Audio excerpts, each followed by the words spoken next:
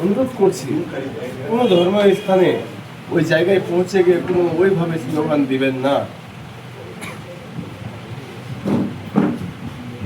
কারণ ওর আর আমার মধ্যে পার্থক্য হওয়া চাই, তার নাম এমআই। কংগ্রেস টিএমসি থেকে আমার পার্থক্য না থাকে তো আমি মিম করছি না, আমি ওদের দলই করছি না।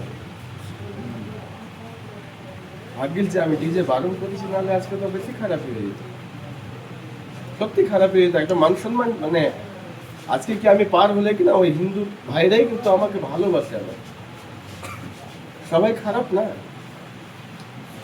সবাই খারাপ না। এমন আছে 5টা হিন্দু বাড়িতে আমি বিয়ে দিয়ে দিয়েছি আমার টাকা দিয়ে, এখান থেকে ওটা বিয়ে উঠিয়ে দিয়েছি আমি।